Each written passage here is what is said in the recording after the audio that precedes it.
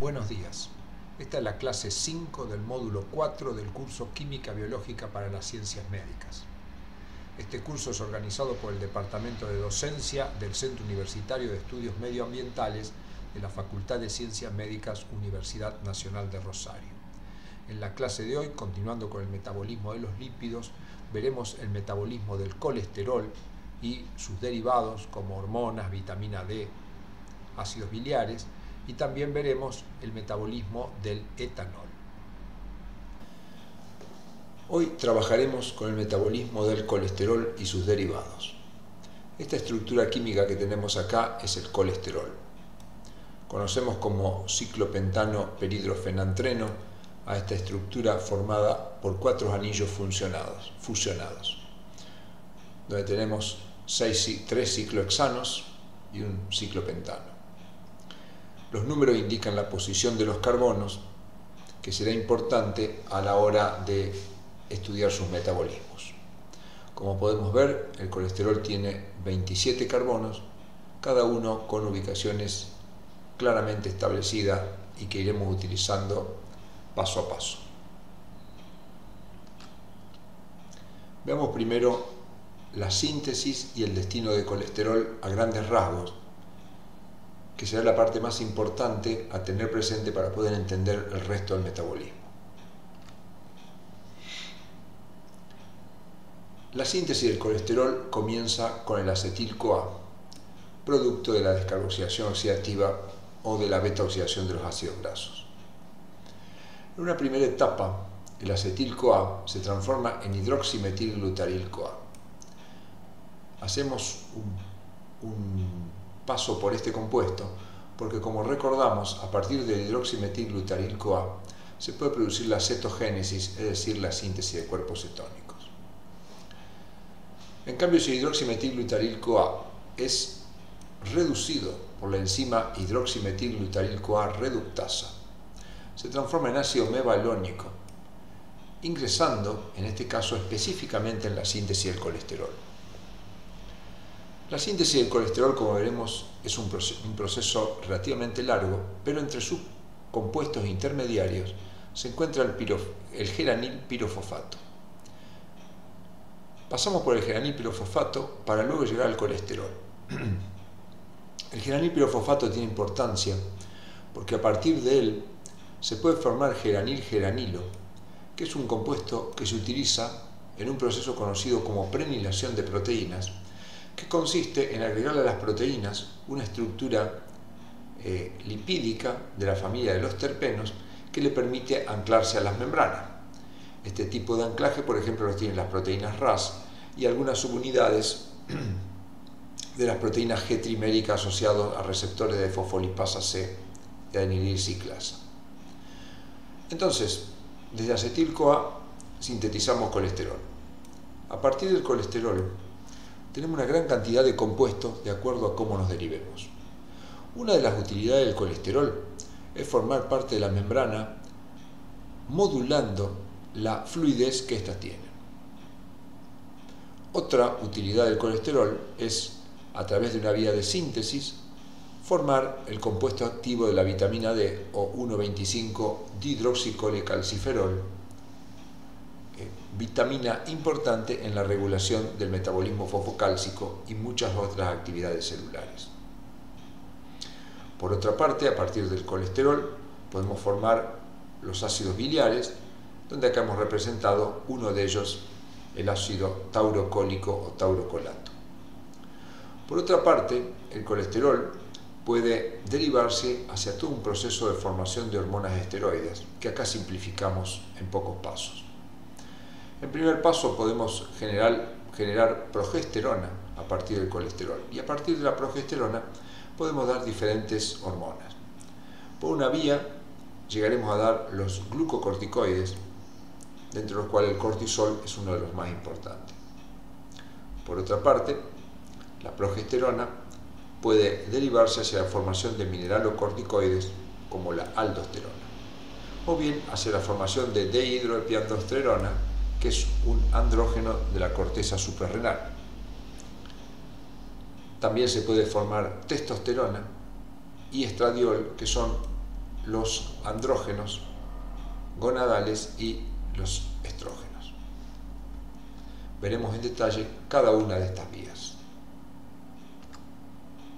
Comencemos con la síntesis del colesterol. Como se puede ver acá, la síntesis del colesterol es extremadamente compleja e involucra una gran cantidad de enzimas que intentaremos describir superficialmente siguiendo la vía. Como dijimos, la síntesis comienza a partir de acetil-CoA. Por acción de la enzima tiolasa se forma acetoacetil-CoA y con otro acetil-CoA, con la hidroximetilglutaryl-CoA sintetasa, se forma el hidroximetilglutaryl-CoA. Esta parte de la síntesis, como dijimos, es común con la síntesis de cuerpos cetónicos y de acá podría derivarse a los cuerpos cetónicos. El hidroximetilglutaryl-CoA es reducido por una enzima clave de la síntesis del colesterol, que es la hidroximetilglutaryl-CoA reductasa, que forma ácido mevalónico. Esta enzima es importante porque es retroalimentada negativamente por el colesterol. El ácido mevalónico sufre 3 fosforilaciones, transformándose en mevalonato 5-fosfato, mevalonato 5-pirofosfato y mevalonato 3-fosfo-5-pirofosfato. En cada uno de los casos, las enzimas que actúan son quinasas. Una vez que hemos obtenido el mevalonato 3-fosfo-5-pirofosfato que tenemos acá, se pierde un dióxido de carbono y un fósforo y se forma isopentenilpirofosfato, el cual se isomeriza a dimetilalilpirofosfato. Estas dos moléculas, el dimetilalilpirofosfato y el isopentenilpirofosfato, se van conjugando entre sí a través de diferentes enzimas para formar compuestos de la familia de los terpenos cada vez más complejos. En una primera etapa se forma geranilpirofosfato, luego farnesilpirofosfato y finalmente el escualeno, un compuesto que tiene 30 carbonos. Como dijimos, a partir del geranilpirofosfato se puede formar el geranil-geranilo y utilizarse para el proceso de prenilación de proteínas. Pero bueno, estamos acá en el escualeno, que es nuestro proceso de síntesis del colesterol. El escualeno, como está dibujado acá, que también puede dibujarse de esta manera, por acción de una enzima, la escualeno monoxigenasa, se oxida parcialmente en los primeros carbonos y luego con la enzima lanosterol ciclasa se forma el primer esteroide, que es el lanosterol. Como podemos ver, ya en este compuesto lanosterol tenemos el ciclopentano perhidrofenantreno que no teníamos en los compuestos anteriores.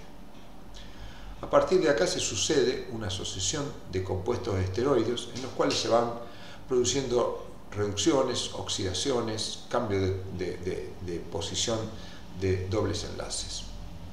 En primer lugar se forma el desmetilanosterol, luego el simosterol, el colastadienol, el demosterol y finalmente el colesterol.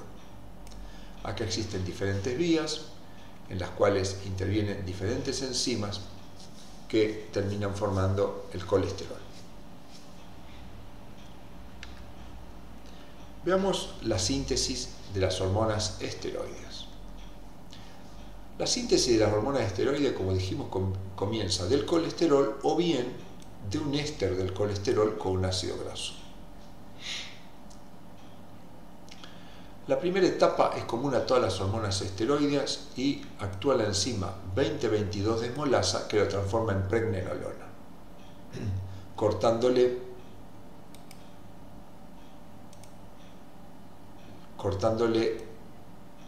la cadena que tenemos en el carbono 17 y formando esta estructura. Luego se produce una oxidación sobre el oxidrilo 3, como podemos ver acá, actuando la enzima 3-hidroxiesteroide deshidrogenasa, y se produce un cambio en la posición del doble enlace que estaba en la posición, este el carbono 1, 2, 3, 4 y 5, estaba en posición 5 y 6 y pasa a posición 4, 5, quedando acá. Como dijimos, a partir de la progesterona se producen diferentes vías. Por un lado tenemos una sucesión de enzimas que coloca un oxidrilo en posición 21, como podemos ver acá, luego un oxidrilo en posición 11, como vemos acá, y un oxidrilo en posición 18, como vemos acá. Es decir, actúan 3 hidroxilasas sucesivamente: la 21 hidroxilasa, la 11 hidroxilasa y la 18 hidroxilasa. Luego hay una deshidrogenación que termina formando la aldosterona, que es un mineralocorticoide. Este proceso de síntesis que tenemos acá ocurre en la zona glomerular de la corteza suprarrenal. La pregnenolona y la progesterona, a través de la enzima 17-hidroxilasa, pueden formar 17-hidroxipregnenolona o 17-hidroxiprogesterona. La 17-hidroxiprogesterona, por hidroxilación en el carbono 21 y por hidroxilación en el carbono 11, termina generando un glucocorticoide muy importante que es el cortisol. Este proceso ocurre en la zona fascicular de la corteza suprarrenal. Luego, la 17-hidroxipregnenolona y la 17-hidroxiprogesterona, a través de una enzima que corta la cadena entre el carbono 17 y el 20, en esta zona, forman dehidroepiandrosterona y androstenediona, que son dos andrógenos producidos fundamentalmente a nivel de la zona reticular de la corteza suprarrenal. Si actúa la 17-hidroxiesteroide deshidrogenasa, que lo que va a hacer acá donde hay un grupo cetona, transformarlo en oxidrilo, se forma el androstenediol y la testosterona. La testosterona es el andrógeno más importante responsable de los caracteres sexuales secundarios masculinos. Y más aún la dihidrotestosterona, que es más activa y se produce a partir de la testosterona por la reducción en el carbono 5, donde había un doble enlace, ahora no lo está. Luego la testosterona, por acción de la aromatasa, puede transformarse en estradiol, que es el estrógeno más importante. Todos estos compuestos, como la testosterona, el estradiol, la androstenediona, pueden ser reducidos y modificados químicamente, formando otros compuestos que son excretados por orina. Tanto los derivados de las hormonas sexuales femeninas y masculinas, como los derivados de la pregnenolona, la progesterona y la aldosterona. Veamos la síntesis de los ácidos biliares. Los ácidos biliares comienzan con el colesterol y, como sabemos, son compuestos que después participan en el proceso de digestión de los lípidos, siendo secretados por el hígado durante la ingesta. Estos compuestos son compuestos anfipáticos que favorecen el proceso de emulsión. La síntesis de los ácidos biliares comienza con una enzima que es la 7-alfa-hidroxilasa, que coloca un oxidrilo en la posición 7 del colesterol, formando 7-hidroxicolesterol. A partir del 7-hidroxicolesterol, por una sucesión de enzimas, se forman los que se llaman ácidos biliares primarios. Los ácidos biliares primarios son el taurocolato y el quenodesoxicolato. Quenodesoxitaurocolato, que sería este. El taurocolato se produce por una reacción. En primer lugar, se produce una oxidación en la cadena lateral, donde se forma un grupo carboxilo unido a la coenzima A. Luego se le agrega taurina en esta posición y se forma el taurocolato. Con respecto al tauroquenodesoxicolato, primero tenemos un proceso en el cual se corta la cadena y luego se le agrega taurina. Los compuestos son muy parecidos, la única diferencia es que el taurocolato tiene un oxidrilo, como vemos acá, en la posición 12, mientras que el quenodesoxicolato no lo tiene. Estos ácidos biliares primarios son producidos por la bilis y secretados a nivel del duodeno por las vías biliares en la ampolla de Vater. En el aparato digestivo, por acción de las enzimas de la flora intestinal, pueden sufrir desconjugación, es decir, perder la taurina y sufrir procesos de reducción. En este caso se pierde, por ejemplo, hay un proceso de deshidroxilación del oxidrilo de posición 7. A partir del taurocolato se forma el desoxicolato, que también es un ácido biliar, pero se conoce como ácido biliar secundario. Por su parte, el tauro, que no desoxicolato, también puede sufrir desconjugación, perdiendo la taurina, o perder el oxidrilo de posición 7, formando el ácido litocólico, que es otro de los ácidos biliares secundarios. Veamos la síntesis de vitamina D. La vitamina D es una vitamina liposoluble que puede ser ingerida por los alimentos, pero también tenemos la posibilidad de sintetizarla a partir del 7-dehidrocolesterol. El colesterol es el precursor de todo. Como sabemos, nosotros podemos sintetizar colesterol y en nuestro organismo tenemos una enzima que es la 7-dehidrocolesterol reductasa, que es capaz de formar 7-dehidrocolesterol, que la diferencia que tiene un doble enlace más en el segundo anillo ciclohexano. Luego, por acción de la luz ultravioleta en la piel, se puede formar previtamina D, que por un cambio conformacional forma la vitamina D, o también conocida como colecalciferol. Para la formación de vitamina D es importante ver que se debe romper el segundo anillo. Por lo tanto, los derivados de la vitamina D, si bien pertenecen a la gran familia de los esteroides, ya no tienen el ciclopentano perhidrofenantreno.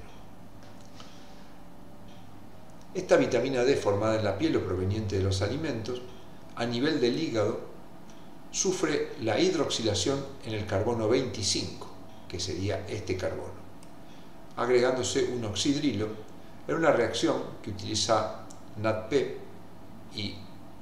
y oxígeno, formando 25-hidroxivitamina D, también conocida como calcidiol. Y por acción de la 1-hidroxilasa, puede generar 1,25-dihidroxivitamina D o calcitriol, que es la forma activa de la vitamina D. Este proceso, catalizado por la 1-hidroxilasa, es una reacción que ocurre en el riñón y es modificado por la acción de, entre otras, de la hormona, la paratormona, y por los niveles de fosfato, como ya veremos cuando estudiemos metabolismo fosfocálcico. Esta es la forma activa de la vitamina D, que puede inactivarse por la 24-hidroxilasa, que le coloca un oxidrilo en esta posición, formando 1,24,25-trihidroxivitamina D3, y también puede inactivarse a partir de la 25-hidroxivitamina D por la misma enzima 24-hidroxilasa, formando el 24,25-dihidroxivitamina D, que tiene menor actividad, u oxidarse a ácido calcitroico. La vitamina D es interesante analizarla en las deficiencias genéticas. Cuando falta la 25-hidroxilasa, no se podrá formar 25-hidroxivitamina D, y tenemos una enfermedad que se conoce como raquitismo 1B dependiente de vitamina D, porque no podremos fabricar calcitriol. Si falta la 1-hidroxilasa, tenemos también el raquitismo 1A dependiente de vitamina D. En estos casos, cualquiera de estas dos patologías hará que los niveles de calcitriol sea menor y por lo tanto tendremos asociado trastornos como por ejemplo una disminución de la absorción de calcio y defectos en la mineralización ósea. Contrariamente, si tenemos un déficit de la 24-hidroxilasa, está fallando la reacción que inactiva al metabolito activo y por lo tanto no podremos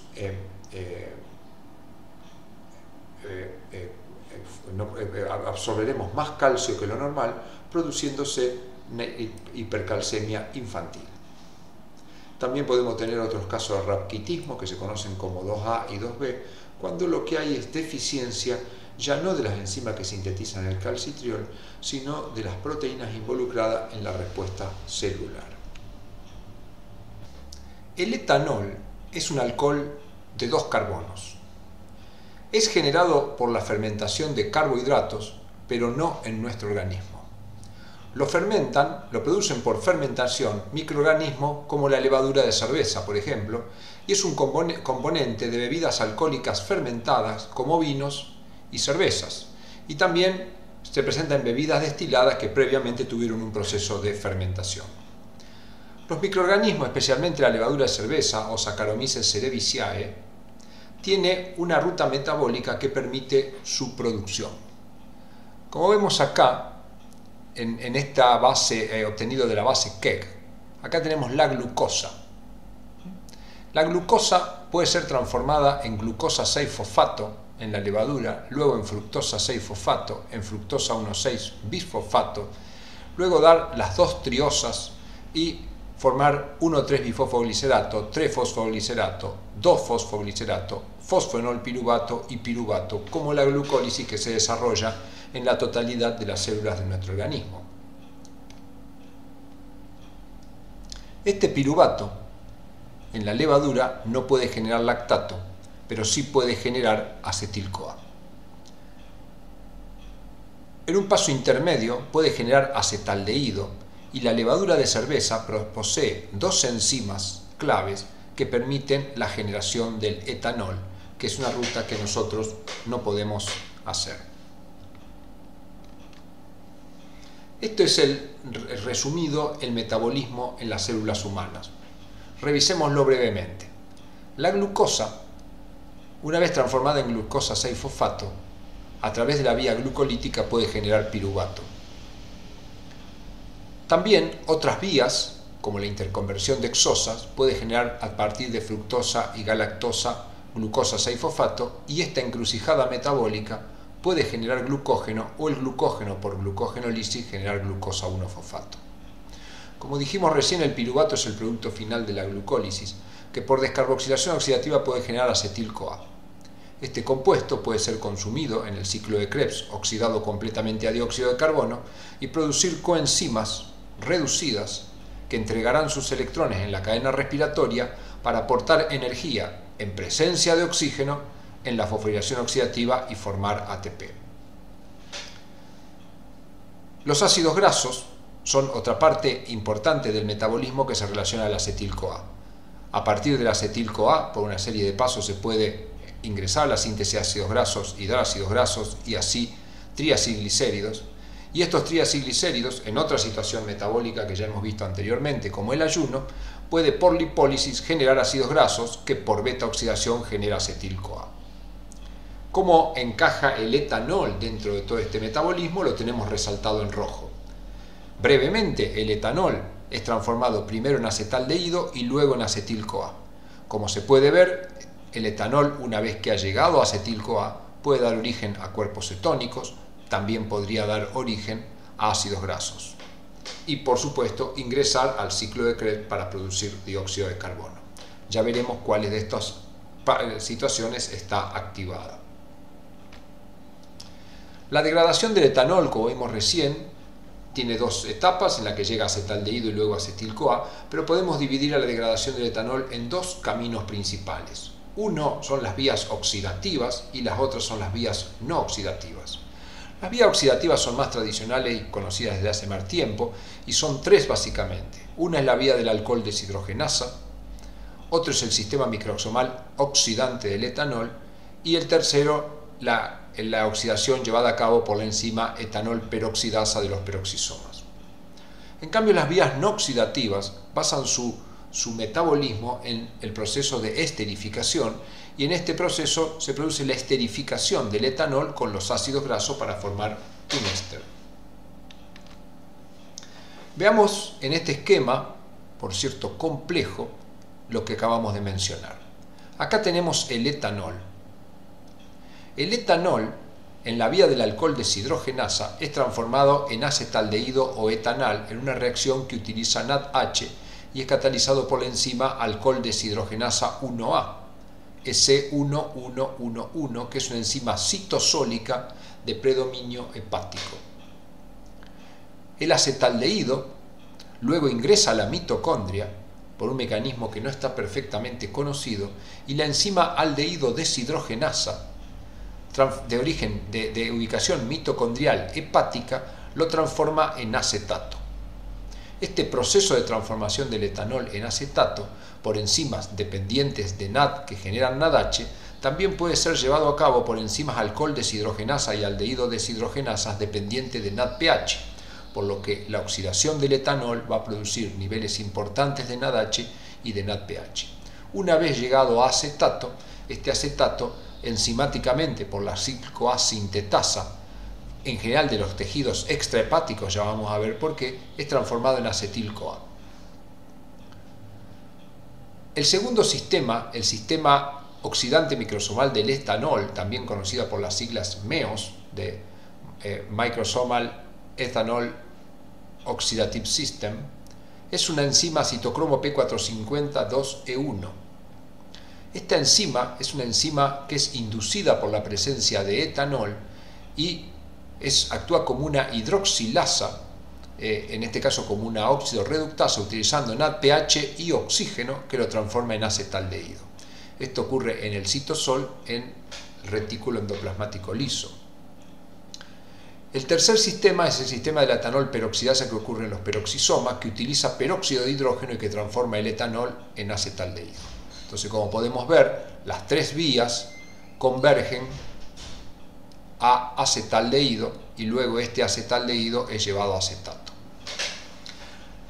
La vía no oxidativa es aquella donde por la unión con los ácidos grasos forma ésteres de etanol con ácidos grasos, que son sustancias que serán metabolizadas posteriormente. Algunas otras enzimas participan en este proceso, como por ejemplo la acetil-CoA hidrolasa. La acetil-CoA hidrolasa es una enzima que transforma el acetil-CoA en acetato y impide que el acetil-CoA sea metabolizado, ya sea en el ciclo de Krebs, en la cetogénesis, en la síntesis de colesterol o en los ácidos grasos. El NADH, que es abundante en presencia de etanol, es un inductor, estimulador de la enzima acetil-CoA hidrolasa que libera acetato. En este esquema vemos el etanol y su metabolismo en el hepatocito. El etanol llega por circulación portal al hepatocito y acá, como vimos, tiene tres caminos ya mencionados que lo llevan a acetaldehído. El acetaldehído ingresa a la mitocondria y genera NADH generando acetato. Este acetato, por la enzima acetil-CoA sintetasa que vimos, podría generar acetil-CoA, pero esta enzima tiene poca actividad y expresión, como ya veremos, a nivel del tejido hepático.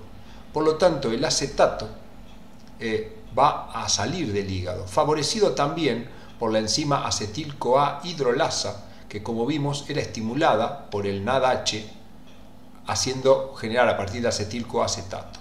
Este acetato se va a dirigir a tejido extrahepático como el tejido muscular, y ahí sí la enzima acetil-CoA sintetasa, que se expresa en mayor cantidad que en el hepatocito, lo va a transformar en acetil-CoA y de acá va a ser transformado hasta dióxido de carbono, el cual en el proceso de formación de dióxido de carbono generará moléculas de NADH y FADH que en la cadena respiratoria proporcionarán energía.